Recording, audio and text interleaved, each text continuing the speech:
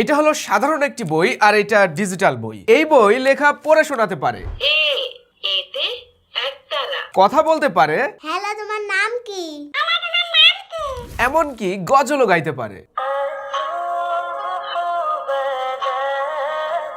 বর্তমান সময়ে সব থেকে বড় সমস্যা হলো বাচ্চাদেরকে স্মার্টফোন থেকে দূরে রাখা। তবে তাদের হাতে যদি এমন একটি বই দেওয়া যায় যেটি থেকে তারা মজার ছলে যেমন শিখতে পারবে তেমন তাদের মেধা বিকাশেও সাহায্য করবে, তাহলে কিন্তু মন্দ হয় না।